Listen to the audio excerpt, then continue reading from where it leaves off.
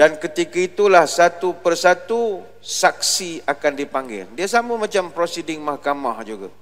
Kerana takkan ada sebarang pendakwaan tanpa ada saksi.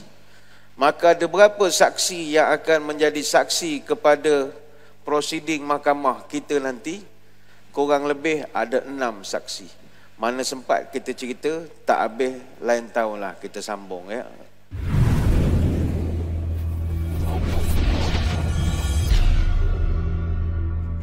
Assalamualaikum warahmatullahi wabarakatuh. Bismillahirrahmanirrahim. Alhamdulillahi hamdan katsiran tayyiban mubarakan fihi kama yanbaghi li jalali wajhikal karim wa li azimi sultanik. Allahumma salli ala sayyidina Muhammadin abdika wa rasulikal nabiyil ummi wa ala alihi wa sahbihi wa sallim. Nawaitu ta'alluma wa ta'lim wa tadhakkura wa tazkir wal naf'a wal intifa' wal ifadah wal istifadah wal hasa ala tamassuki bi kitabillah wa sunnati rasulih wa du'a ilal huda wa dalalah alal khair ibtigha'a wajhillah wa mardatihi wa qurbihi wa thawabihi lillahi ta'ala. Allahumma raddina bi qada'ika wa sabirna ala bala'ika wa auzi'na syukran ni'maika. Ya Allah, jadikan kami redha menerima takdirmu, jadikan kami sabar menerima ujianmu, dan bimbinglah kami untuk sentiasa syukur kepada nikmatmu. Terima kasih Al-Fadil Tuan Pengacara Majlis, yang saya hormati para pegawai, ahli-ahli jurukuasa Lembaga Pentadbir Masjid An-Nur Temasya Glen Meri, yang bahagia Datuk Nasri bin Nasrun, Datuk Rohaizal bin Idrus, dan ahli-ahli lembaga pentadbir. Seterusnya, tuan-tuan guru, para alim ulama, para habaib, muslimin muslimat, hadirin hadirat, tuan-tuan puan-puan, moga-moga dirahmati Allah sekalian. Pada malam ini saya diminta menyampaikan satu tajuk, moga-moga memberi manfaat. Pada musim-musim begini, tajuk seperti yang akan kita bahaskan ni tajuk yang bagus, tidaklah panas sangat seperti tajuk-tajuk yang lain, iaitu saksi di akhirat. Hadirin hadirat sekalian, bila akhirat nanti, semua rahsia yang selama ini disimpan dengan elok akan tersingkap satu persatu. Tidak ada satu orang pun yang boleh menutup ataupun mencari pertolongan daripada orang-orang lain. Allah Ta'ala sebut, yauma tublas sarair fama lahu min quwwatin wala nasir. Pada hari itu kami dedahkan apa yang terpendam selama ini, yang duduk dalam hati, niat, i'tikad dan macam-macam. Maka pada hari itu tidak ada bagi manusia sebarang kekuatan untuk membela dirinya, dan tidak ada penolong yang boleh memberikan pertolongan. Surah At-Tariq ayat 9 sampai 10. Maka seluruh perbuatan kita yang telah dicatatkan oleh para malaikat, maka satu persatu akan dibuka balik failnya. Dan ketika itulah satu persatu saksi akan dipanggil. Dia sama macam prosiding mahkamah juga. Kerana takkan ada sebarang pendakwaan tanpa ada saksi. Maka ada berapa saksi yang akan menjadi saksi kepada prosiding mahkamah kita nanti? Kurang lebih ada 6 saksi. Mana sempat kita cerita, tak habis, lain tahunlah kita sambung ya. Baik tu jangan iklan kambing tu kuat sangat. Makruh ceramah iklan kambing ni. Pertama sekali adalah kesaksian para malaikat. Tuan-tuan puan-puan, malaikat yang duduk pada badan kita ini semuanya jadi saksi. Baik itu orang kalau dia tahu pada dirinya ada malaikat, dia takkan buat sebarang dosa yang melampau. Apatah lagi penyelewengan, rasuah, tipu duit orang, syirik, dosa yang melibatkan orang, dia takkan buat. Dalam Quran, Allah Ta'ala ada menyebutkan, waja'at kullu nafsim ma'aha sa'iqun wa syahid. Dan datanglah tiap-tiap manusia ke padang mahsyar disertai dengan dua malaikat, yang satu menjadi pembawa dan satu lagi menjadi saksi, saikun wa syahid. Satu liaison officer, LO, iring kita, satu lagi untuk bertugas jadi saksi. Laqad kunta fi ghaflatin min hadza fakashafna anka ghita'aka fabasaruka al-yawma hadid. Dan dikatakan padanya, demi sesungguhnya engkau di dunia dulu berada dalam lalai, maka hari ini kami hapuskan kelalaian yang menyelubungi kamu, lalu pandanganmu pada hari ini menjadi tajam, iaitu dapat menyaksikan dengan jelas apa yang selama ni kamu dengar saja pasal akhirat.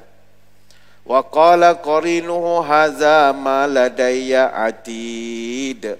Maka berkatalah malaikat yang bersama kita, inilah dia segala catatan amal yang selama ini terletak dalam jagaanku, siap sedia untuk aku bentangkan sekarang. Surah Qaf ayat 21 sampai 23. Maka inilah malaikat yang selama ni kita kenal dengan namanya Raqib dan Atid. Raqib dan Atid. Kata Anas bin Malik radhiyallahu anhu, innallaha wakkala bi'abdihi malakaini yaktubani amalahu. Allah telah menugaskan dua malaikat untuk menuliskan apa saja yang kita lakukan, apa saja yang kita ucapkan. Satu di sebelah kanan, satu lagi di sebelah kiri. Termasuklah ucapan ni tulisan. Macam yang kita selalu komen-komen jelik di dalam media sosial, itu juga dikira. Dikira sekali, bukan kira percakapan saja. Wa iza mata fayaqul quma ala qabri abdi fasabbihani wahmadani wa kibarani waktuba zalika li abdi ila yaumal qiyamah. Nabi cerita bila orang itu telah mati, maka Allah akan perintahkan kedua-dua malaikat tadi dengan mengatakan, wahai malaikat Raqib Atid, hendaklah kamu tetap tinggal berdua di kubur hamba-Ku itu, sambil-sambil itu kamu ucapkanlah tasbih, tahmid dan juga takbir sampailah hari kiamat, dan hendaklah kamu menulis dia punya kebaikan-kebaikan dia. Ini hadis riwayat At-Tabrani. Sebab itu dalam asar ada disebutkan, malaikat Raqib dan Atid ni rupanya bila kita meninggal pun dia masih lagi meneruhkan tugasan menanti kita. Tapi dah tak adalah nak catat lagi dah. Tapi begitulah setianya dia dihantar oleh Allah untuk menjaga kita. Wa jaa annaha yal'ananihi ila yaumal qiyamah in kana kafiran. Dalam asar disebutkan kalaulah mayat itu adalah mayat orang yang banyak dosa, maka orang itu akan dikutuklah oleh malaikat itu sampai hari kiamat. Dan kalau malaikat tu mayat orang baik-baik, dia akan doakanlah kita. Jadi dia malaikat ini, dia ada yang menjaga kita ni ada dua jenis. Malaikat hafazah dipanggil. Hafazah ni ada dua jenis. Satu penjaga kita dalam setiap keadaan. Macam tuan-tuan tengah duduk sekarang, ada malaikat yang menjaga. Dia panggil al-mu'aqibat. Dalam Quran Allah Ta'ala ada menyebut, lahu mu'aqibatum min baini yadayhi wa min khalfih yahfazunahu min amrillah. Bagi manusia ada malaikat yang selalu mengikutinya bergilir-gilir di depan dan di belakangnya, dan mereka menjaganya atas perintah Allah. Surah Ar-Ra'd ayat yang ke-11. Justru itu kata para ulama, antaranya Mujahid, tidak ada manusia dalam dunia ini melainkan pasti ditugaskan kepadanya malaikat menjaganya siang malam. Kalau kita faham benda ni elok-elok, kita takkan rasa down dalam kehidupan. Kenapa nak kena down? Oh, saya ramai orang benci saya, orang tak suka saya, satu dunia tak nak kawan dengan saya. Tak ada orang kawan kita, tak apalah, ada malaikat kiri kanan. Itu memang dihantarkan betul oleh Allah pada kita untuk jaga kita.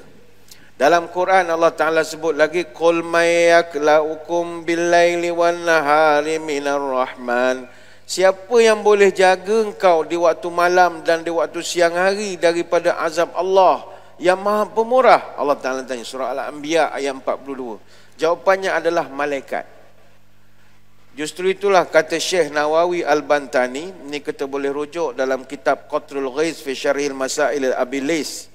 Dia menceritakan bahawa pada setiap kita manusia ini dijaga oleh 20 malaikat yang ada tugasan khusus pada badan kita ini.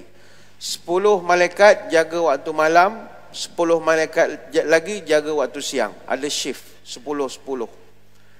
Kalau tuan-tuan tengok dulu yang Tuan Agong jalan ada bodyguard UTK 10 orang. Kita pun sama, cuma tak nampak saja. 10. Allah Ta'ala muliakan kita. Dan semua 20 malaikat ini adalah malaikat hafazah, malaikat yang memang menjaga kita. Pernah Sayyidina Osman bin Affan radhiyallahu anhu dia tanya Nabi, berapa jumlah malaikat yang ada pada manusia? Nabi pun menjawab 20. Malaikat yang sebelah kanan namanya Raqib. Raqib dia menulis kebaikan. Yang sebelah kiri namanya Atid. Dia menulis segala kita punya pelanggaran SOP, protokol, NCR kita, OFI, segala yang salah-salah, dia bahagian itulah, open for improvement dan sebagainya lagi. Yang malaikat yang sebenarnya ada satu malaikat berada di hadapan, satu malaikat ada di belakang, satu malaikat dia memegang kening kita, iaitu kalau kita tawaduk, Allah akan angkat darjat kita. Dan kalau kita sombong, dia akan merendahkan kita. Kemudian ada satu malaikat yang duduk pada bibir, dia akan sentiasa ingatkan kita untuk selawat pada Nabi. Kemudian ada satu malaikat yang duduk di kawasan mulut untuk mengelakkan daripada haiwan-haiwan berbahaya masuk ke dalam mulut. Lepas itu, walaupun rumah tuan-tuan banyak lipas tak masuk mulut kita. Apa sebab? Padahal gosok gigi pun tidak nak tidur. Siapa menjaga? Itu kena terima kasih lah. Logiknya hurun ni semut dalam mulut kita ni. Tapi tak, dijaga oleh malaikat. Dan ada malaikat yang duduk dekat dengan mata kita, namanya Syawiyah. Adalah kedudukan malaikat itu. Tidaklah mustahak untuk kita tahu namanya siapa, kerjanya apa. Yang penting atas kasih sayang Allah, Allah berikan kepada kita 20 malaikat, 10 pagi 10 malam. Takkan tak terima kasih lagi. Menjaga kita.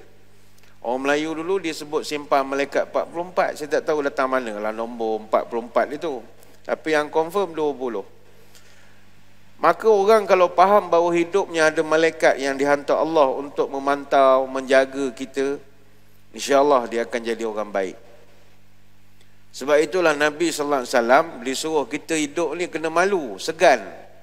Jangan tak malu, kena ada malu. Malu dengan siapa? At least malulah dengan malaikat yang memandang kamu.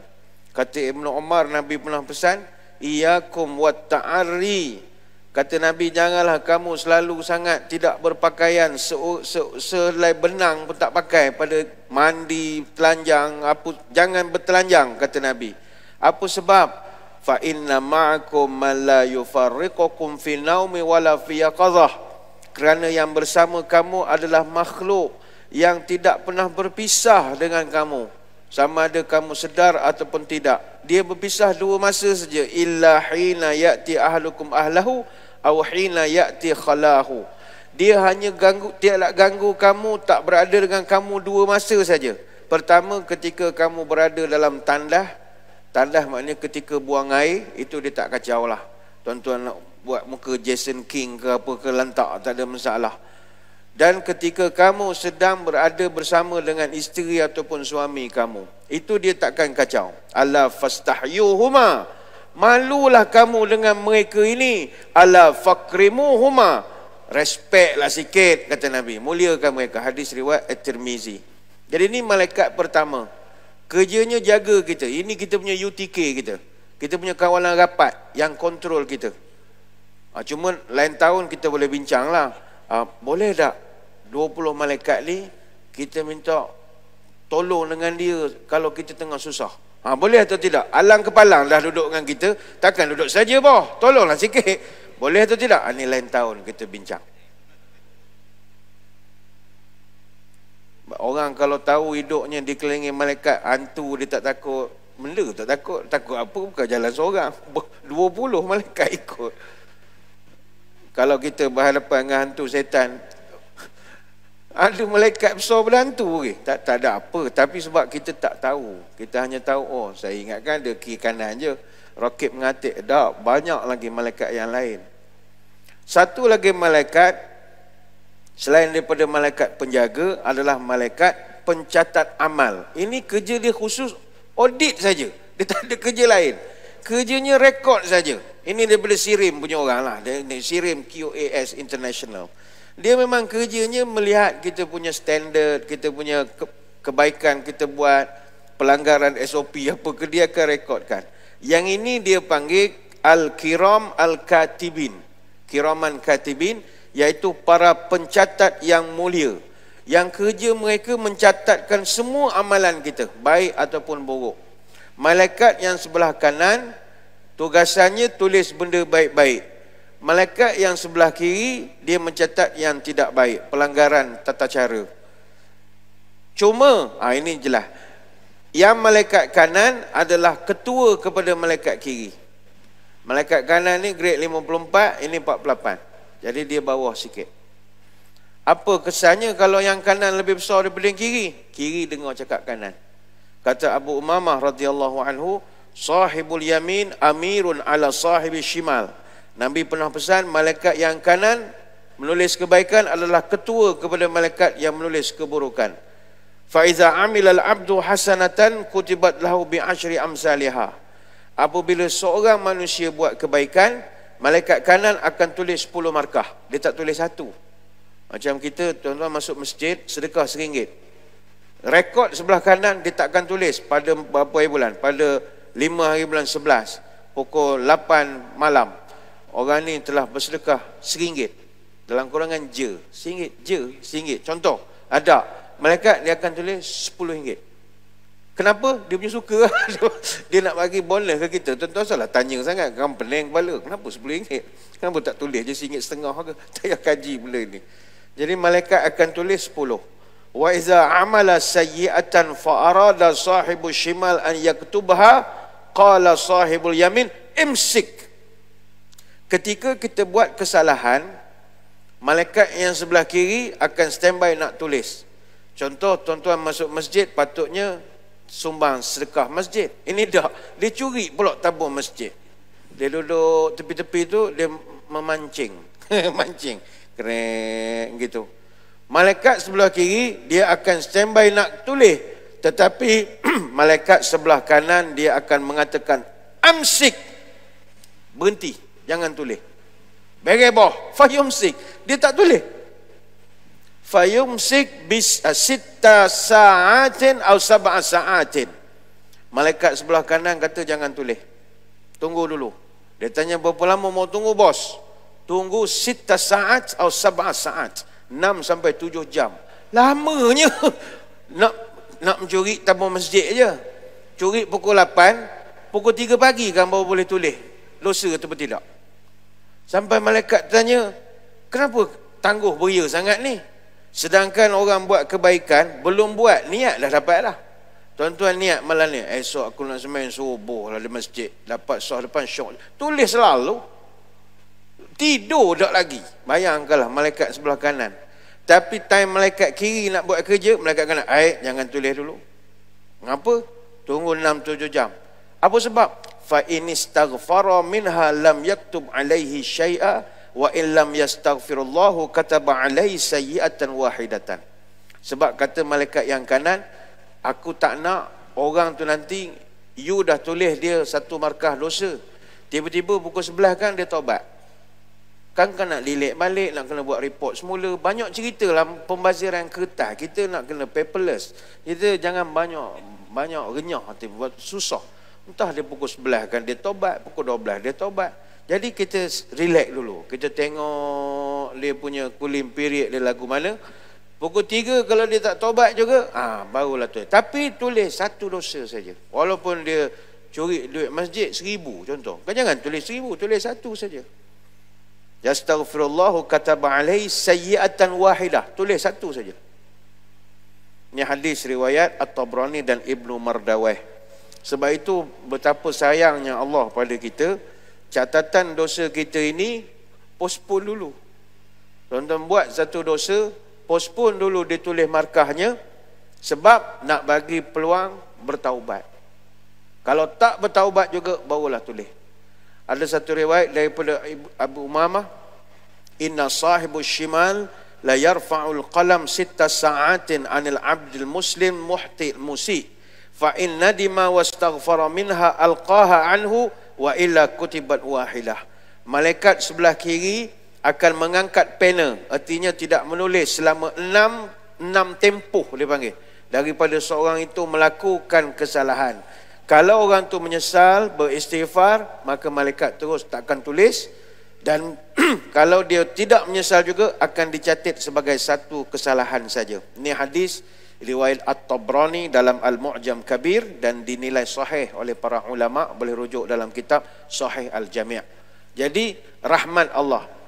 Tapi buat kebaikan, kita buat saja kebaikan, tak buat lagi pun dapat pahala. Baik itu kata orang putih, an evil thought becomes a good deed when a person refuses to act upon it. Satu-satu pemikiran yang jahat akan jadi pahala kepada kita andai kata kita tak nak buat apa yang kita fikirkan itu. Betapa tingginya rahmat Allah. Jadi malaikat-malaikat yang kerjanya untuk menyusun amalan kita ini, mereka ini adalah malaikat pencatat. Termasuk juga malaikat pencatat ini, tuan-tuan sekalian, adalah malaikat yang mencatatkan attendance kedatangan. Sedap cerita malaikat ni. Tuan-tuan datang masjid ni ada attendance, ada My Sejahtera lagi, masih ada lagi. My Sejahtera versi malaikat. Dia akan mencatatkan semua amalan-amalan yang kita lakukan, rekod-rekod kedatangan semua ada pada malaikat. Terutamanya hari Jumaat. Iza kana yaumul Jum'ah kana ala kulli babin min abwabil masjid malaikah yaktubunal awal fal awal. Sesungguhnya pada hari Jumaat akan ada malaikat, dia mencatatkan rekod kehadiran setiap jemaah dari masa ke semasa. Yang ini saya akan terangkan kemudian, kerana kita nak beri laluan kepada azan isyak. Jadi tuan-tuan semua jangan ke mana-mana, kita kembali lagi selepas ini. Muslimin muslimat yang dirahmati Allah sekalian, kita kembali menyambung ceramah pada malam ini berkenaan saksi di akhirat. Kami mohon izin daripada jemaah untuk menganjakkan sikitlah kita punya solat isyak berjemaah untuk kita habiskan dan huraikan lebih lanjut tentang tajuk ini. Tak panjang insya-Allah, sempat kambing tu insya-Allah sempat. Hadirin hadirat sekalian, tadi kita bercerita tentang malaikat yang Allah hantar pada kita ada dua. Satu memang mereka UTK kita, jaga kita. Satu lagi malaikat kerjanya rekod apa saja perbuatan kita, kedatangan kita, kebaikan yang kita buat. Dan tadi kita bincangkan ada malaikat yang ambil attendance orang datang sembahyang Jumaat. Ada. Cuma Nabi sebut yaktubunal awal fal awal. Dia hanya rekod orang yang datang awal saja. Sampai bila had limit yang dikatakan awal? Fa iza jalasal imam tawaw suhufah. Bila imam naik saja mimbar, attendance ditutup. Buku kedatangan akan ditutup. Waja'u yastami'una dzikra. Dan malaikat yang akan pergi ke saf depan, dia akan duduk mendengar khutbah. Jadi tuan-tuan yang datang selepas daripada khatib menyebut amma ba'du. Amma ba'du lah jawab tak ada. Amma ba'du, next week lah baru dapat markah. Dia jangan lambat sangat. Tuan-tuan next week kena disiplinkan, cuba datang sebelum khatib naik mimbar. Baru ada rekod punch card kita hijau. Kalau tuan-tuan datang tanpa sebab lah, kalau problem jam kerja itu tak ada masalah. Ini memang sengaja duduk opik, mentang-mentang pejabat sebelah masjid, relax lah, tak ada panjang khutbah hari ni, relax duduk sini je. Waktu bila dia tu ibadallah innallah ya'muru jom mau keluar, itu yang salah. Memang sengaja-ngaja. Jadi datang semayang, markah tak ada lah, attendance kosong lah. Jadi cuba-cubalah untuk datang awal sedikit. Kepada khatib kita selalu pesan, khatib jangan nyusahkan makmum. Khatib memang hari Jumaat tak boleh datang awal, sebab sian jemaah tak dapat markah. Jadi khatib biar lambat sikit. 12.30 tu baru mandi kat rumah apa semua relax. Jangan pukul 10 ada dah, letih lah makmur orang kerja kan. Khatib jangan awal sangat, tergayang-gayang depan ni tak boleh. Biar imam je yang uruskan soft ke apa ke. Khatib dia duduk belakang. Jangan tunjuk-tunjuk muka. Ada satu malaikat, ni menarik juga malaikat ni. Malaikat ni ditugaskan untuk menulis amal-amal soleh yang biasa kita kerjakan, tapi kemudiannya kita tak dapat nak teruskan kerana faktor-faktor tertentu. Contoh, tuan-tuan dulu regular datang masjid. Tiba-tiba na'udzubillah, adalah kemalangan ke, ada sakit ke, menyebabkan tak dapat nak datang dah ke masjid. Walhal kita ni regular, memang orang yang kerap datang ke masjid. Tapi disebabkan musibah itu, kita pun dah berkursi roda ke, sakit ke, dah tak dapat nak datang lagi. Jadi akan ada malaikat khusus rekodkan bahawa pahala dia tetap berjalan. Kata Nabi dalam hadis daripada Anas bin Malik radhiyallahu anhu, "Iza batalallahu al-mu'mina bi bala'in fi jasadihi qala lil malak." Apabila seorang mukmin itu diuji dengan satu bencana, maka Allah akan beritahu kepada malaikat penulis amalan, "Uktub lahu salihu amalihi allazi kana ya'malhu." Malaikat, engkau tulis macam biasa segala amalan yang dia dah biasa buat sebelum dia ditimpa bencana itu. Fa in syafahu ghasalahu wa tahharahu wa in qabadahu ghafara lahu wa rahimahu. Dan Allah Taala menyebut, kalau aku ambil nyawa dia, aku akan beri keampunan bagi dia dan kasih sayang kepada dia. Kalau aku terima taubat dia, bersihkan dia pada dosa, itu juga baik untuk dia. Ini hadis daripada Ibnu Abi Syaibah, Imam Ahmad dan juga Al-Baihaqi. Baik tu ada orang, hari tu masa PKP, dia marah ke kita, orang masjid. Masjid bengong, Tok Imam Dajjal, WHO, Freemason, Cristiano Ronaldo, Bill Gates, macam-macam lah dia bantainya kita. Kami nak ibadah ni apa masalah. Sabar, sabar. Sabar itu subur, enggak sabar masuk kubur. Kalau kita selama ini datang masjid, tiba ditimpa musibah, masjid tutup, adakah pahala kita putus? Tak. Allah Ta'ala sebut dalam hadis yang saya bacakan tadi, orang tu kalau konsisten ahli masjid tetap direkodkan lagi. Ini rahmat Allah, dengan syarat dia memang konsisten lah sebelum ini. Kalau jenis muka sekali-sekala, tak ada lah sekali-sekalanya. Dia memang orang regular. Macam puan-puan tuan-tuan yang suka mengaji Quran, hari-hari mengaji, sebelum tidur mengaji, semuka semakrok ke apa ke. Tapi sejak tak sihat ni tak boleh lah, nak ambil air semayam pun dah tak kuat. Kita pun sedih lah, tak boleh nak baca Quran. Jangan sedih. Segala rekod kita dulu Allah perintahkan kepada malaikat pencatat, carry on, teruskan sampailah dia meninggal. Apa lagi nak? Sebab itu istiqamah lah buat ibadah. Rekod kita Allah akan jaga. Jadi 20 malaikat tadi, dia berkumpul waktu subuh dan pada waktu asar. Dia punya shift pertukaran dia. Ada yang beritahu, "Ustaz, alang-alang tak tahu tahun depan boleh ceramah lagi ke tidak. Sambung je lah cerita. Boleh tak minta tolong dengan malaikat? Saya bagi sneak peek je lah ya. Tak boleh ulas beriakan lari pada tajuk. Susah nak hantar laporan masjid esok." Dia begini. Pertama, kita tak minta tolong dengan malaikat, minta tolong dengan Allah, tapi melalui malaikat. Dia panggil tabaruk. Tabaruk boleh mengambil berkat. Macam tuan-tuan lah ambil berkat dengan penceramah. Berapa ramai? Macam saya ni sebab tak ada lah orang ambil tabaruk sangat, sebab tak ada al-al di belakang. Kalau saya ada al penuh ni. Kalau balik Syah Alauddin al apa, al itu, al ini, penuh sampai ke kursi ni, pegang ambil lutut-lutut ni sampai pegang. Saya tak ada al, saya dah Alauddin lah, al buat apa lagi? Baru banyak al nak adanya. Ada orang ambil tabaruk dengan penceramah. Cawan ni tak habis, terjun. Sapu muka ada. Salah tak mengambil berkat dengan orang-orang yang ada kemuliaan? Tak salah. Pun jangan overacting sangat. Boleh. Termasuk juga malaikat. Boleh tak bertabaruk melalui malaikat? Boleh. Tapi apa caranya? Ada hadis-hadisnya. Pertama, Nabi pernah mengajarkan, yata'aqabuna fikum malaikatu bil-laili wa malaikatu bin-nahar wa yajtami'una fi salatil fajri wa salatil asri. Para malaikat yang mendatangi kamu ni silih ganti, kata Nabi, dan mereka berkumpul ketika waktu salatul fajri wa salatul asri.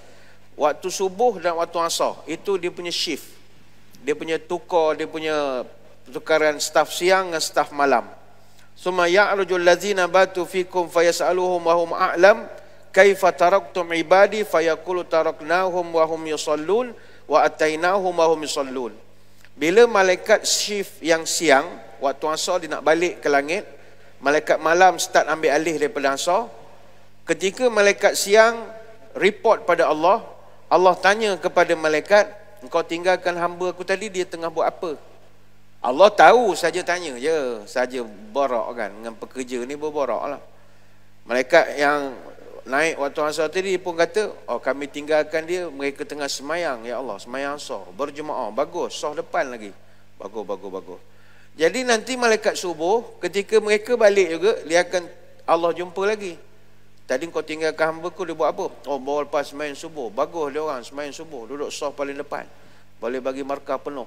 Jadi ada malaikat duduk waktu semayang.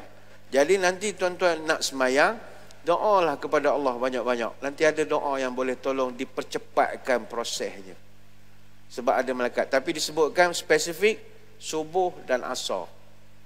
Insya apa semua adalah, tapi tak adalah spesifik hadisnya. Jadi untuk tuan-tuan yang esok semayang subuh, semayang panjang sikit. Sebab ada malaikat yang menengok. Dia tengok kelakuan kita. Nanti dia naik ke atas, dia report dekat big boss atas.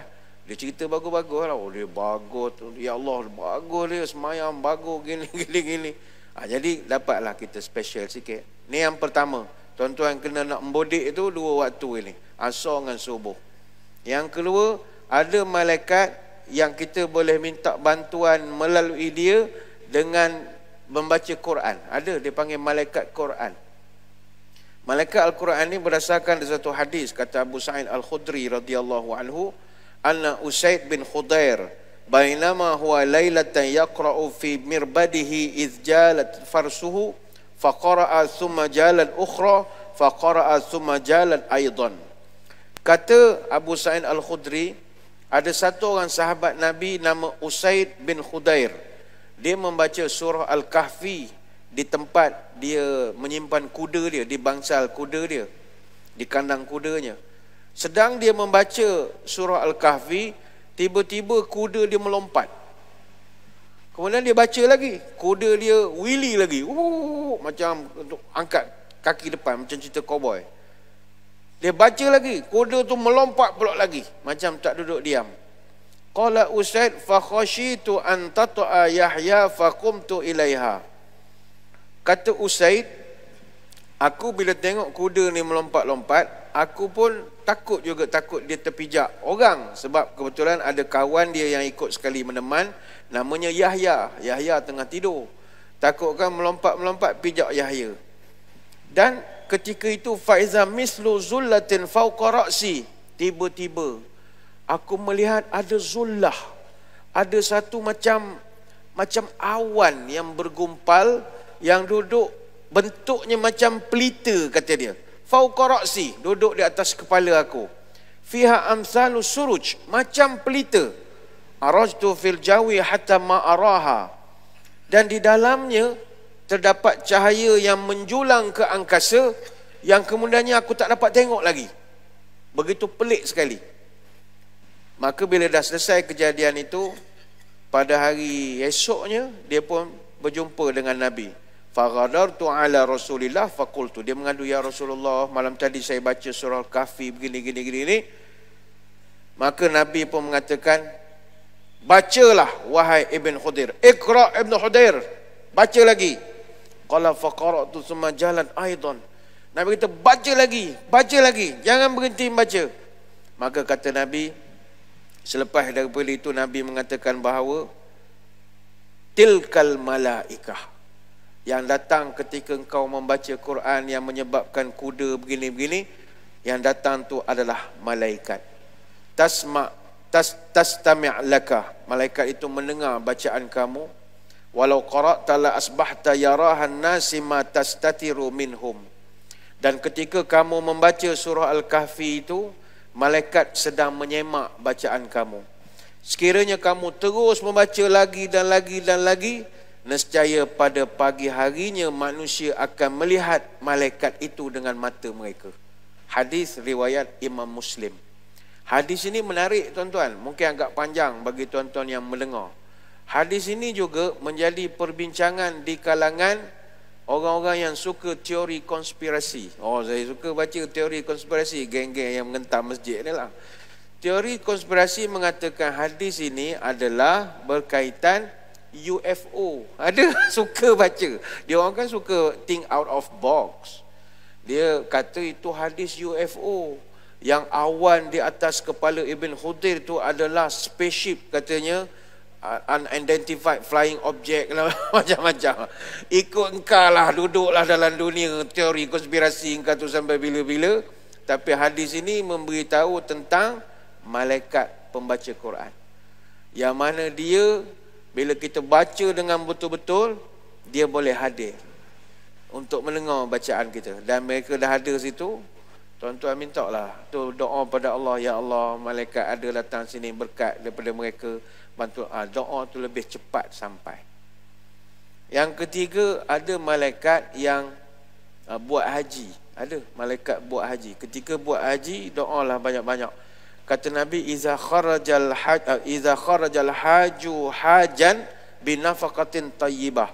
Seorang yang pergi haji dengan duit yang halal, wa wada'a rijlahu fil gharzi fanada labbaika, dia pijak atas kenderaan dan dia membaca labbaik Allahumma labbaik, nadahu munadin minas sama, maka malaikat di atas langit yang dipanggil malaikat haji akan mengatakan labbaika wa sa'daika zadukal halal wa rahalatuka halal wa hajjuka mabrur ghairu ma'zur.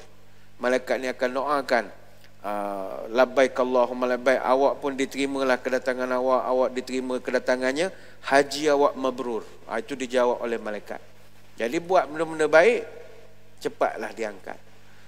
Ada malaikat yang kita boleh ambil kesempatan kerana dia suka dengan orang yang berselawat. Ada man shalla alayya salatan lam tazal malaikah tusalli alaihi ma shalla alayya falyuqal abdu min zalika aw la yuksir. Siapa yang selawat padaku, kata Nabi, dengan satu selawat, akan ada pula malaikat yang berdoa untuk orang itu selama mana dia berselawat. Jadi ada malaikat doakan untuk kita yang berselawat. Hadis riwayat Imam Ahmad dan juga Ibnu Majah. Siapa lagi orang yang kita kena tahu momen-momen malaikat ni ada?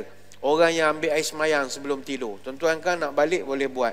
Nabi sebut man bata tahiran bata fi sya'rihi malakun fala yastaiqazu ilal qalal malak Allahumma ighfir li ibadika fulan fa innahu bata tahiran. Siapa yang tidur dalam keadaan ada air semayang, maka malaikat akan duduk dengan dia daripada start dia tidur sampai dia bangun. Dan malaikat itu tidak akan berlalu sehinggalah orang itu bangun. Dan sepanjang dia berdiri, dia akan berdoa, Allahumma ighfir li ibadika fulan fa innahu bata tahiran. Ya Allah, ampunkanlah hamba-Mu si fulan bin fulan ini kerana dia tidur dalam keadaan berwuduk. Ni hadis riwayat Ibnu Hibban. Jadi tuan-tuan balik ni nak tidur, ambil air semayang dan tidurlah. Didoakan, katalah pukul 2 tersedar, okey habislah, dia sampai kita bangun. Kalau nak kelebihan, ambil wuduk lagi dan tidur lagi. Bolehlah nak cuba malam ni. Cuma ada pula yang pening, Ustaz, saya macam mana kan dia semayang kan, suami isteri pegang apa je kan. Jadi bergaduh pula ya. Isteri semangat pakai telekung tidur, siap pakai telekung, ada semayang pegang Yasin letak atas dada. Sudahlah, kita baring nak terkena misalnya, dia marah, wuduk. Dah sudahlah. Jadi benda gitu tak payahlah bergaduh. Ini sunat je. Melayan suami itu wajib. Jadi takkan tu pun nak ajar juga benda wajib, benda sunat. Agak-agak lah wuduk. Ambil je wuduk, doa kepada Allah, ya Allah, saya ni nak ikut fadilat, tapi nak buat macam mana? Tidur dengan suami isteri kan memang terbatas. Jadi kalau terbatas pun sap-sap soy lah, kira ya je lah. Doa lah, benda boleh hejah boh. Benda barai boleh hejah boh. Jadi jangan pening-pening lah ya. Siapa lagi? Macam tuan-tuan duduk menunggu waktu semayang, ada malaikat ni. Ada malaikat yang duduk mendoakan. Kata Abu Hurairah, la yazalu abdu fi salatin makana fi musallahu yantaziru salata wa taqulul malaikatu Allahumma ighfir lahu Allahumma arhamhu hatta yansarif aw yuhdisah.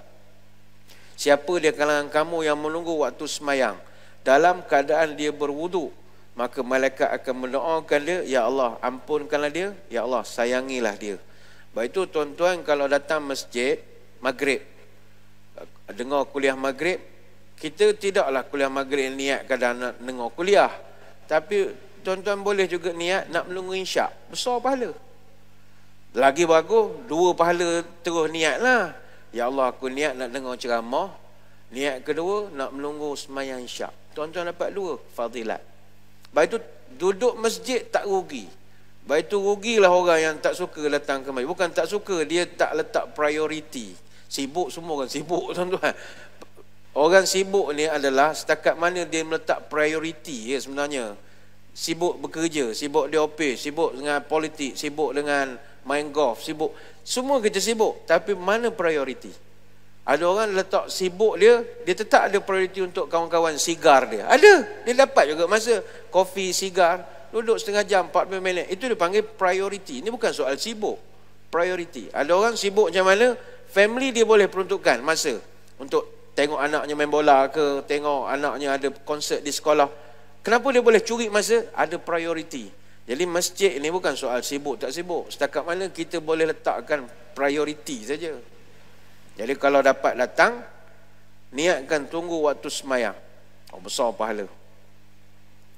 Ini tuan-tuan dapatlah niat menunggu waktu semayang, menunggu semayang isyak, dapat pahala. Habis semayang, makan, katalah tak nak balik, niat pula tunggu waktu subuh, itu mabelah lagi lah. Itu niat subuh tu duduk kat gad, benda penakut, tak berani duduk dalam seorang. Ada orang duduk masjid takut dengan jin lah. Takut dengan jin apa? Awak ada 20 malaikat menjaga. Jin ni ujung kuku dia je. Jin pun takut tengok malaikat. Jadi tak payah takut lah. Jadi duduk menunggu semayang. Siapa lagi? Tuan-tuan kan semayang isyak, duduk saf paling depan, dapat doa daripada malaikat. Innallaha malaikatahu yusalluna ala safil awal. Ada satu hadis kata Imam Abu Daud dan juga daripada Ibn Khuzaimah, kata Bara' bin Azib, Nabi pesan siapa yang duduk saf depan, innallaha malaikatahu yusalluna ala safil awal, dia akan didoakan oleh malaikat. Dan duduk depan, malaikat doakan. Tapi masalah orang kita, orang Malaysia ni, dia suka menyelakan orang pergi ke depan. Masalah betul. Dia dah duduk saf nombor 2 dah, tiba saf depan kosong. Kalau dia langkah, terus dapat doa malaikat. Tak, dia silakan pula orang. Sila. Engkau tahu tak tu surga? Dia tak nak. Time tu rajin ingat menyela orang. Time kat roundabout tak nak pula menyela orang suruh lalu. Lagi boleh blok, dia blok je orang. Pelik orang Malaysia ni. Dan anak kalau boleh tak payahlah saf depan. Ni bukan kita tak suka budak-budak. Ada setengah penceramah dia marah masjid. Apa masjid budak-budak tak boleh masuk? Tengok Nabi Hasan dengan Husin duduk depan. Kita nak terangkan begini, kami ni jaga masjid, awak sekali-sekala datang mengajar.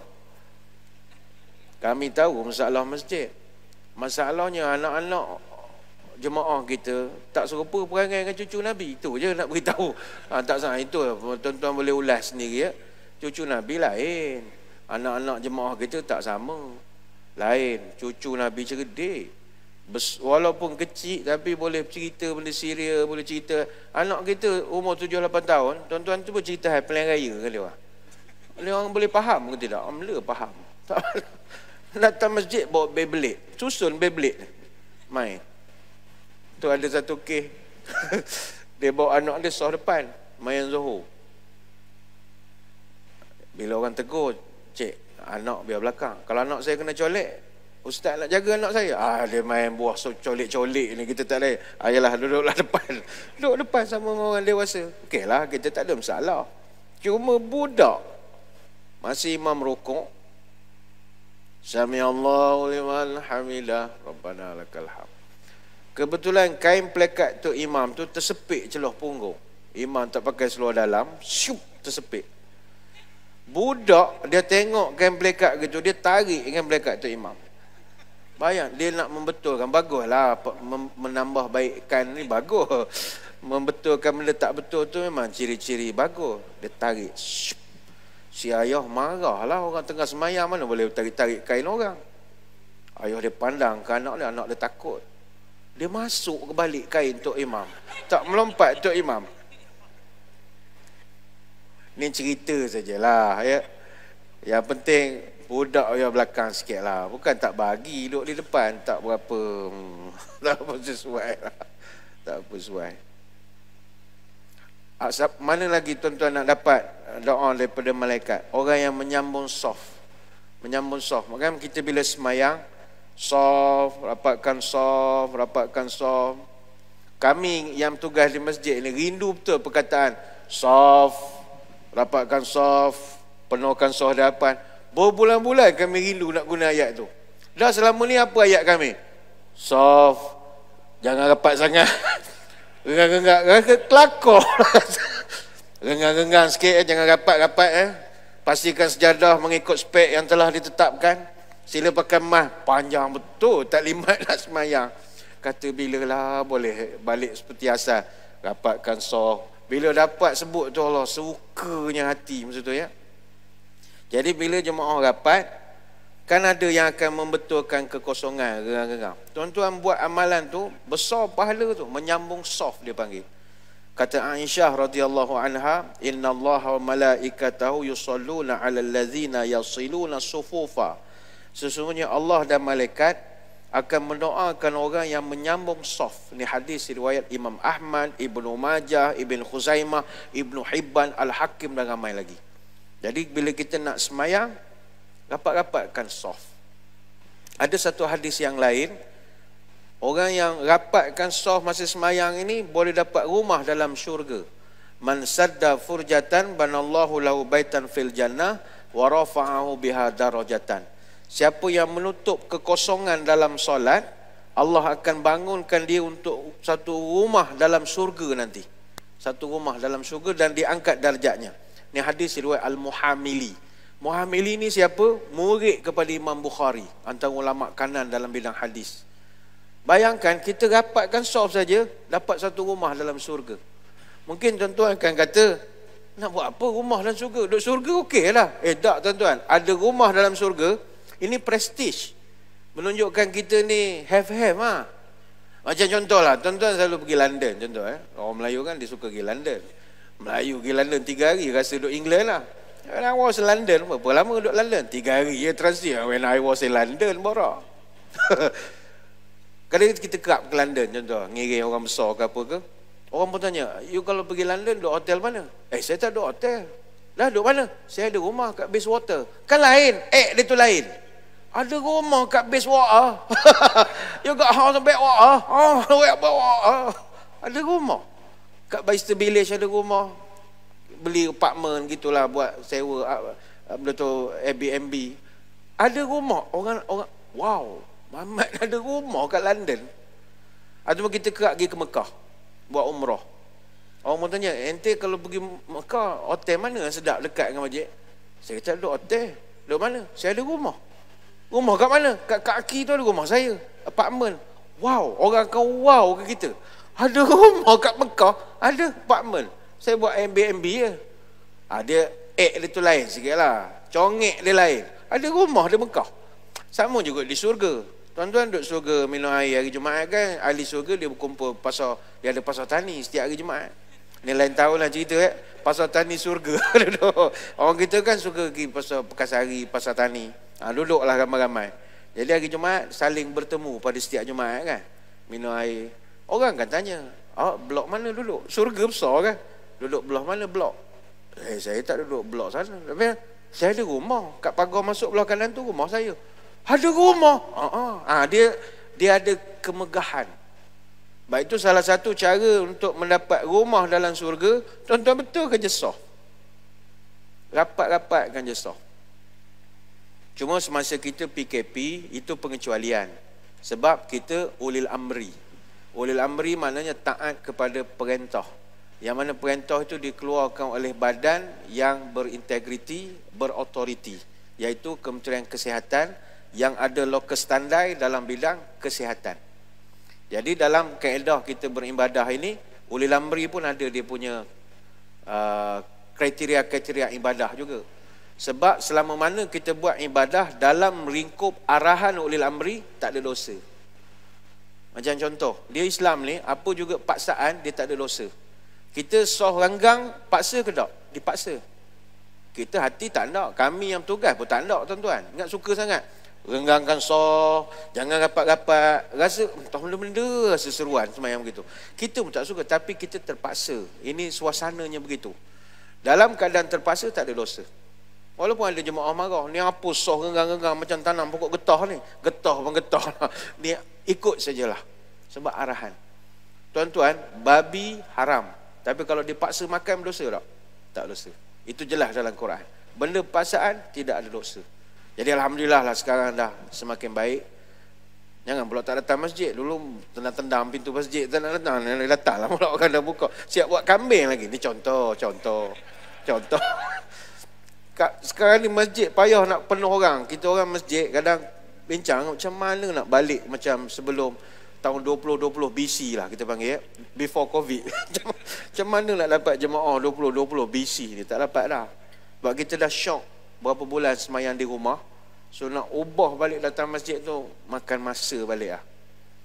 Kalau tuan-tuan ada dengar orang pasang pelarih ke apa, pinjam, kita nak pinjam, tengok kok gantung depan ramai orang datang, pelari-pelari kedai, kok ada yang tak nak pakai, try. Mana tahu Tok Imam jadi pula pakai. Lari malaikat ya. Cuma kalau tuan-tuan nak, ini selalu kita tengok fenomena kita cuik-cuik orang nak semayang. Dia bila ada orang tengah semayang seorang, ni biasa dekat surau Petronas, RNR apa semua ya. Kita pun pergi cuik Tok Imam supaya Tok Imam itu boleh ke depan, supaya kita boleh 2-3 orang follow dia. Itu pun kita rapat kena renggangkan balik. Kalau terlampau rapat, tuan-tuan nak sujud macam mana semayang jenazah pula dah. Jadi kita cuik dia untuk nak tu. Tapi jangan cuik beria. Ini nak pesan. Ada setengah orang tu tengah semayang, awak pergi cuik. Kalau imam tu orang muda tak apa, takut jenis melatah habis kita. Dia tengah semayang, bismillahirrahmanirrahim, puk cuik. Keluar habis mencarut apa semua, takut dia terajang kita mula, ada saka pula lagi. Jadi payah. Cukuplah sekadar, kata Imam Bukhari, dia letakkan dalam hadis Ibn Abbas di bawah tajuk bab yaqumu ayyaminil imam bihazaihi sawaun idza kana snain. Bab apabila mereka berjemaah terdiri daripada 2 orang, maka makmum berdiri sebelah kanan imam sebaris dengannya dalam kedudukan sama. Jadi orang tu tengah semayang, tuan-tuan pergi rapat je dengan dia. Allahu Akbar. Dia sebelah ni. Jadi kalau dia ada ruang, dia akan ke depan. Kalau dia dah sempit, kita pergi ke belakang. Dia tahu kewujudan kita. Cukup. Tak payah nak cuik-cuik. Takut kalau dia guru silat, dia pusingnya tuan-tuan. Dia terus tibah ke depan. Habis kita. Ini contoh sajalah dalam permainan soft ini. Kemudian siapa lagi? Orang yang duduk di tempatnya selepas daripada semayang. Hadis riwayat Abu Hurairah. Al-malaikatu yusalluna ala ahadikum madama fi majlisihi allazi shalla fihi yaqulu Allahumma arhamhu, Allahumma ighfir lahu, Allahumma tub alaihi ma lam yu'zihi fihi ma lam yuhdith.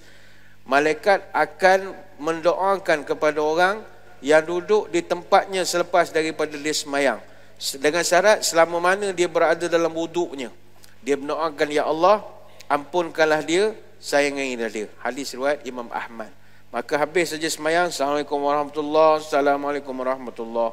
Janganlah terus bangun, sapu punggung balik. Duduk sekejap. Duduk sekejap. Pada duduk saja, bacalah sesuatu. Itu bacalah, baca. Tapi jangan terus bangunlah. Didoakan malaikat. Hadis riwayat Imam Ahmad. Siapa lagi? Orang yang bersedekah. Ini tuan-tuan biasa dengar lah ya. Subuh akan ada 2 malaikat, dia akan mendoakan Allahumma ati munfiqan khalafa wa yaqulul akhar Allahumma ati mumsikan talafan. Satu malaikat mendoakan orang yang bersedekah, satu lagi malaikat mendoakan untuk orang yang kedekut. Untuk orang yang sedekah didoakan hartanya makin banyak, untuk orang yang kedekut didoakan hartanya hilang, jahanam gitu. Ini hadis riwayat Bukhari dan Muslim. Jadi ini beberapa contoh lah. Kita boleh bertabaruk dengan malaikat dengan mengetahui masa momen mana mereka ada. Jadi tuan-tuan banyak kalau berdoa ketika itu. Jadi selesai ya. Saksi kita yang pertama di akhirat adalah malaikat. Kenapa mereka layak jadi saksi? Siang malam dia dengan kita. Dia sangat layak jadi saksi. Tuan-tuan tak boleh petikaikan dia. Yang kedua, saksi kita siapa di padang mahsyar? Para nabi dan rasul. Ini saksi juga. Wa yauma nab'atsu fi kulli ummatin syahidan 'alaihim min anfusihim wa ji'na bika syahidan 'ala haula. Dan ingatlah akan hari ketika kami bangkitkan pada tiap-tiap umat seorang saksi dari kalangan mereka sendiri, dan kami datangkan kamu wahai Muhammad menjadi saksi kepada seluruh umat manusia. Surah An-Nahl ayat 89. Jadi nabi-nabi juga adalah saksi. Sebab itu kita tidak pernah memandang nabi-nabi ini yang ni lebih tak. Semua nabi bagus belaka. Kenapa? Sebab tuan-tuan kalau kutuk nabi ni kutuk nabi tu, esok pada masyarakat minta tolong dengan dia orang. Atas dunia kutuk kau-kau sangat. Malu lah, tak payah kutuk. Jadi kita semua nabi bagus-bagus belaka. Nabi Sulaiman, Nabi Ibrahim, Nabi Yunus dan siapa saja. Itu saksi kedua. Saksi ketiga, siapakah dia? Umat Muhammad sallallahu alaihi wasallam. Fa kaifa idza ji'na min kulli ummatin bi syahidin wa ji'na bika ala haula'i syahida. Maka bagaimanakah keadaan orang-orang kafir pada hari akhirat bila kami datangkan kepada mereka seorang saksi, dan kami juga datangkan engkau wahai Muhammad sebagai saksi terhadap umatmu ini. Surah An-Nisa ayat 41. Ada satu cerita menarik. Kita semua di padang mahsyar nanti akan dilantik oleh Allah menjadi saksi. Sedap tuan-tuan, kita esok jadi saksi. Wa kadzalika ja'alnakum ummatan wasatan litakunu syuhada 'alan nas wa yakuna ar-rasulu 'alaikum syahida. Dalam surah Al-Baqarah ayat 143 Allah Ta'ala menyebut, dan aku jadikan umat Muhammad saksi kepada seluruh manusia. Saksi semasa bila? Saksi pada di padang mahsyar. Kata Abu Hurairah radhiyallahu anhu, berdasarkan ayat ini Nabi pernah bercerita, inna awwala ma yud'a yaumal qiyamah Nuhun wa ummatuhu. Umat pertama yang akan dihadapkan prosiding mahkamah adalah Nabi Nuh. Orang tanya, kenapa bukan Adam? Kerana ada khilaf ulama, Nabi Adam ni bukan Nabi, dia orang pertama ciptaan Allah. Nabi pertama Nuh. Ni ada khilaf lah, tak payahlah pening-pening sampai tak boleh tidur. Malah ni perbahasan ulama aja. Tuan-tuan nak pegang Adam, Nabi pegang. Tak ada masalah, benda ni okey. Yang ni kita bacakan riwayat tentang Nuh adalah Nabi pertama yang akan dihadapkan ke mahkamah. Nabi Nuh naik, ni gambaran kita sajalah. Dia naik kandang, ada saksi umat dia apa semualah. Allah tanya kepada Nabi Nuh, wahai Nuh, adakah kamu dah sampaikan risalah aku kepada umatmu? Nuh jawab, naam ya Rabb. Ya, saya dah sampaikan.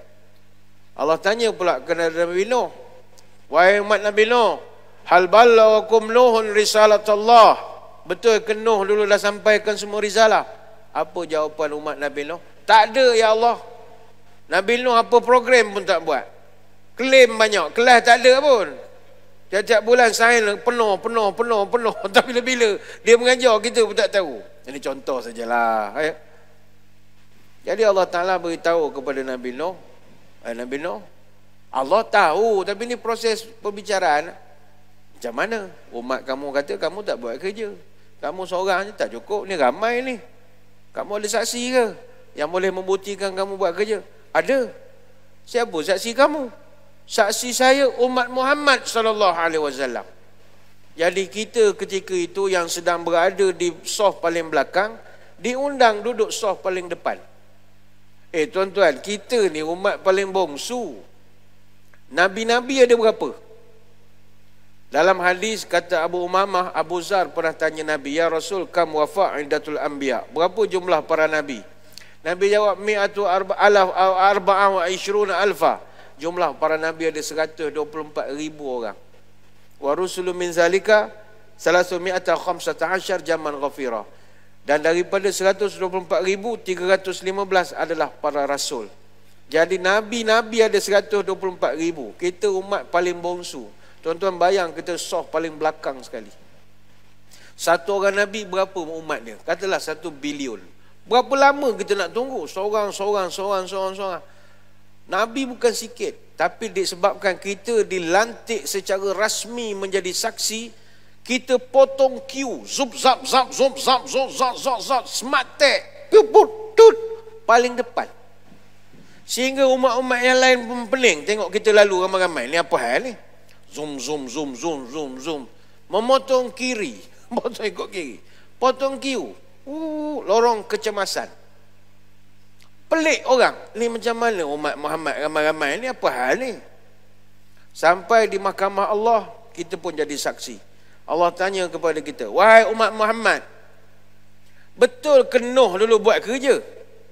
Kita masa itu pun menjawab, "Ya, kami naik saksi Nabi Nuh buat kerja bagi nak gerak. Naik kapal anak, kami tahu semua." Maka ketika itu kaum Nabi Nuh tanya kepada kita, "Kaifa tashhaduna alaina wa nahnu awwalul umam wa antum akhirul umam?" Macam mana engkau orang boleh jadi saksi? Kami umat paling tua, engkau orang umat paling bongsu. Bila masa engkau jumpa Nabi Nuh?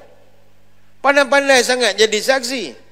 Kita dengan confident jawab, "Nashhadu annallaha ba'atha ilaina rasulan wa anzala alaihi alkitab wa kana fima unzila alaihi khabarukum."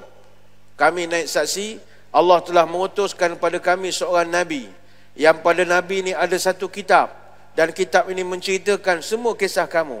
Bukan kamu saja kami tahu, cerita umat Nabi-Nabi lain pun kami tahu. Umat Nabi Musa, Nabi Ibrahim, semua kami tahu. Kami boleh cerita satu-satu, sebab Nabi kami selalu cerita. Maka kata Abu Hurairah, Nabi menyebut, "Nahnul akhiruna wa nahnul awwaluna yaumal qiyamah." Kita adalah umat yang paling bongsu, tapi pada hari kiamat kita umat paling depan sekali. Dalam bahasa mudah, kita ini VVIP. Apa sifat VIP kalau datang majlis? Datang paling lambat, balik paling awal. Itu VIP. Kalau datang paling awal, balik paling lambat, tu urus dia. Jawatan kuasa. Dia kena datang paling awal, dia kena balik paling lambat. VIP tak, dia datang paling lambat sekali. Orang dah standby baru dia datang. Dan dia balik paling awal. Itu VIP. Maka kita esok VIP lah. Dahlah umat paling lambat, tapi di mahkamah paling depan duduk. Mahkamah mestilah selesa tuan-tuan, ada aircon. Takkan tak ada aircon? Mesti ada. Ini gambaran kita lah. Takkan mahkamah Allah atas padang bola begitu je. Mungkin adalah bangunan. Jadi orang di luar panas, dengan matahari sejengkal, dahaga. Kita barangkali dapat kemuliaan lah. Duduk dalam istana kehakiman. Duduk. Ada aircon lagi. Tapi bukan semua orang dapat. Yang umat yang reti bahasa saja dapat. Yang tak reti bahasa, engkau tunggulah luar ramai-ramai. Jadi jangan jadi orang jahat sangat, jadi orang baik. Kalau nak layak, jadi saksi. Jadi ini saksi yang ketiga, kita sendiri akan jadi saksi kepada orang lain. Yang keempat, siapa lagi saksi di akhirat? Jin. Jin adalah saksi di akhirat. Sebab itu disebutkan, "Ya ma'syaral jinni wal insi alam ya'tikum rusulun minkum yaqussuna 'alaikum ayati wa yunzirunakum liqa'a yaumikum hadza." Wahai jin-jin sekalian, bukankah telah datang kepada kamu rasul dari kalangan kamu sendiri yang menyampaikan ayat-ayat perintahku kepada kamu dan memberi amaran kepada kamu tentang pertemuan kamu dengan aku pada hari kiamat ini? Apa jawab jin? Qalu syahidna ala anfusina. Mereka akan jadi, kami adalah saksi yang mengakui kesalahan kami dulu kerana tak dengar cakap nabi-nabi yang lalu. Wa gharrathumul hayatud dunya wa syahidu ala anfusihim annahum kanu kafirin. Maka sebab kerana keterperdayaan itulah mereka telah mengingkari apa yang telah dibawakan oleh Nabi-Nabi. Jadi jin mereka juga ada proses jadi saksi. Jin ni kalau tuan-tuan tak pernah tengok jin, tak payah tengok lah. Kalau tuan-tuan tengok orang ngobat-ngobat jin, tak payahlah belajar. Kalau tuan-tuan tak sanggup menengok jin ni. Jin ni dia payah. Siang kita, malam dia. Malam dia, siang kita. Jadi kita malam, bagi dia siang. Itu dia bergentayangan. Masjid tuan-tuan ni, lawa macam mana pun ada jin. Saya kira ada 5 ekor dah tadi. 5 dia kok mana? Dia jin mesti ada. Tempat favorite masjid lah. Dia nak duduk mana lagi?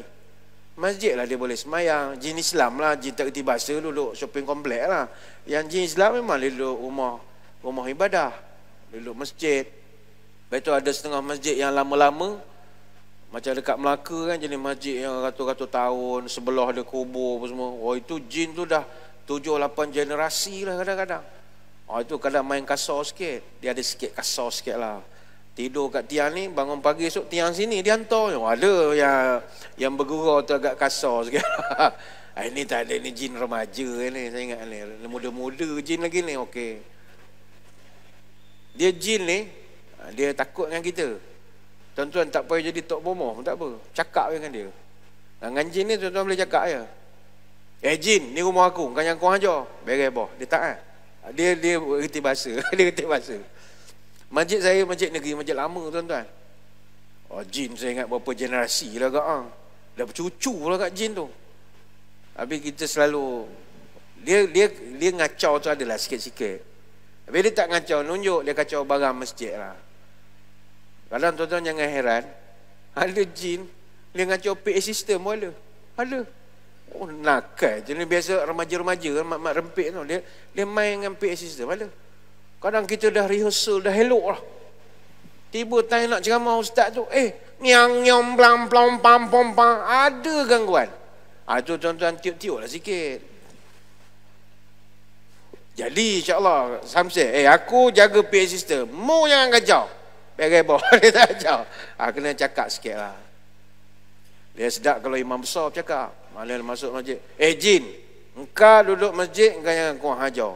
Ni imam besar, aku jin paling besar sini. Dia kurang samsen sikit. Tuan-tuan kalau tak percaya, balik sekarang. Tuan-tuan balik ni ada jin ikut. Don't play-play tu malah cerita haji kan tuan-tuan penakut. Tuan-tuan balik ada jin ikut. Nak perempuan yang comel-comel. Bila jin ni dia ngada-ngada sikit. Dia memang suka ikut orang lawa. Sampai di rumah kan, tuan-tuan yang nak masuk rumah, sebelum tutup pintu tuan-tuan cakap dulu. Cakap dengan halaman rumah tuan-tuan ataupun pos kereta parking tu. Jin, kau jangan ikut, pergi balik di rumah aku. Tuan-tuan try bercakap. Naik belum lama. Mana dia ikut betul. Hantu raya betul jin ni. Memang dia ikut betul. Tapi don't worry, dia bawah pada kita lah. Dia level bawah. Tuan-tuan kalau takut dengan jin, malu cerita malaikat kat setengah jam, takut lagi kan jin. Jin ni kecil. Kita kiri kanan ni bos besar ada ni. Tikong kiau, pek sial lohai kiri kanan. Jin ni kecil. Saya di masjid saya ada pusat rawatan buang jin. Saya tak boleh nak belajar, saya jadi pening. Saya jadi kelakar pun ada.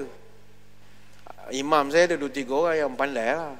Saya tanya dia, macam mana kau buang jin lah? Dia buang jin ni nak suka, dia saka-saka ni kan. Kadang ada jemaah datang, nampak sihat je, tapi tiba-tiba berubah suara ada. Saya tengah mengajar kuliah duha begini. Habis majlis, okeylah jemaah datang ambil gambar apa semua. Ada orang budak perempuan muda. Bila tanya dia kata, orang muda kuliah duha. Jarang, biasa kuliah duha ni orang pencil je. Saya datang pada mana, dia pun cerita ni. Saya datang nak berubat dengan ustaz ni. Oh nak berubat. Nampak kamu sihat, sakit apa? Saya ni sebenarnya sakit ustaz, nampak je sihat. Oh sakit apa? Saya ni nampak sihat, tapi dalam saya ni benci dengan ustaz. Berubah suara, terus jadi lelaki. Aku lari, takut tuan-tuan. Tiba-tiba berubah, rupa jin dia bercakap. Dia pergi berubat dengan ustaz tu, settle lah, buang lah. Kadang kita pergi ke melawat bilik rawatan, kena pergi melawat. Masjid ni tak ada buat kan? Kalau tak ada tak apalah. Kalau ada buat kena pergi lawat. Sebab kita tak tahu apa berlaku dalam bilik rawatan. Tentang main daun teruk berapa tak tahu, kena pergi cek imam-imam ni juga. Kadang pergi tengok ada 2 pesakit perempuan di tengah menunggu. Kan orang kesurupan ni kan jenis mata putih, ketawa macam Pontianak, gitu kan. Jadi kita pun seram-seram juga nak masuk ni. Masuklah nak melawat. Masuk dalam, dia terus pandang. Mata dia pandang tu macam nak telan kita, orang perempuan, makcik. Ustaz! Sudah dah. Saya bawa ke tok imam lain, tukang tiup kiri kanan. Ada. Standby ke ulu balam mat kilau tu ada. Ustaz! Dia kata. Ustaz pandai pantun. Sudahlah. Mana jin pun tengok ceramah, jangan main-main. Jin pun tahu. Hebatlah jin tengok pantun. Habis tu sekelumit lah cerita. Yang penting jin ni dia juga adalah saksi. Dia memandang kita, sebab kita tak nampak dia. Jadi jangan buat kerja tak senonoh sangat lah. Yang kelima, saksi adalah anggota badan. Badan kita ni semua saksi. Tangan apa semua ni. Dalam Quran Allah Ta'ala sebut, wa qalu li juludihim lima syahidtum alaina qalu anataqana Allahu allazi antaqa kullu syai'in wa huwa khalaqakum awwal marrah wa ilaihi turja'un. Berkatalah kulit-kulit badan kita, mengapa kamu menjadi saksi terhadap kami? Kulit-kulit akan menjawab, Allah berkuasa menjadikan tiap-tiap sesuatu pandai berkata-kata, dan Allah hari ini menjadikan kami pandai berkata-kata, dan dialah yang menciptakan kamu pada mula, dan kepadanya lah kamu akan kembali. Surah Al-Fussilat ayat 21. Maka bayangkanlah, kulit kita pun akan jadi saksi. Baik itu janganlah buat dosa banyak sangat hidup ni. Dosa tak boleh elak, tapi kalau boleh minimumkan, kurangkan. Kulit pun akan jadi saksi. Yang keenam yang akan jadi saksi adalah bumi. Bumi tempat kita berpijak ini, dia akan jadi saksi. Kata Abu Hurairah ketika Allah berfirman, yauma idzin tuhadditsu akhbaraha, pada hari itu bumi akan menceritakan ceritanya. Surah Al-Zalzalah ayat 4. Nabi lantas tanya pada kami, apakah kamu tahu apakah yang nanti akan diceritakan oleh bumi ketika itu? Maka sahabat jawab, Allah wa rasuluhu a'lam. Allah dan Rasul saja yang tahu. Nabi pun bercerita, inna akhbaraha an tashhada ala kulli abdin au ummatin bima amila ala zahriha. Bumi nanti ketika hari kiamat, dia akan mengadu balik kepada Allah terhadap apa yang manusia lakukan kepada dia di bumi. Dia akan jadi saksi kepada perbuatan manusia, sama ada laki-laki ataupun perempuan. Antaqula amali kaza wa kaza yauma kaza wa kaza qala fa hazi akhbaruha. Bumi akan mengadu, ya Allah, manusia pada sekian-sekian hari buat ini, sekian-sekian hari buat ini, di sana, di sini, dan inilah fahazi akhbaruha. Inilah yang akan diadukan oleh bumi. Ini hadis riwayat Imam At-Tirmizi. Sebab itu kenapa dalam Islam kita digalakkan sembahyang sunat dan zikir di tempat yang berbeza-beza, supaya ada banyak saksi yang berlainan. Tuan-tuan macam sembahyang isyak nanti, habis sembahyang nak sembahyang ba'diyah bagus, tapi afdal pindah tempat. Apa sebab? Banyak saksi baru. Tak adalah kita duduk setempat saja saksinya.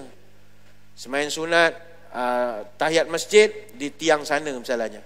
Sembahyang fardu di depan. Sembahyang sunat pergi pula sini. Quran tiang sana, banyak tempat. Supaya kita ada banyak saksi. Kata para ulama, inna fi dawami dzikri fit tariqi wal baiti wal hadar was safar wal baqa taktsirul li syuhudil abdi yaumal qiyamah. Orang yang sentiasa berzikir dan ibadat di jalan raya, di rumah, ketika musafir, ketika mukim, di banyak-banyak tempat, maka dia telah memperbanyakkan saksinya pada hari kiamat. Fa innal buq'ati wad dari wal jabal wal ardi tashhadu li dzikri yaumal qiyamah. Kerana rumah, gunung, tanah akan jadi saksi pada hari kiamat. Jadi tuan-tuan nanti kan sembahyang syak sinilah, sembahyang sunat mungkin tempat lain. Biasa hari Jumaat kita tengok orang tak nak pindah tempat ya. Dia habis sembahyang Jumaat, Assalamualaikum warahmatullahi, Assalamualaikum warahmatullahi, dia terus buat sunat ba'diyah. Rugilah sebab tempat yang sama.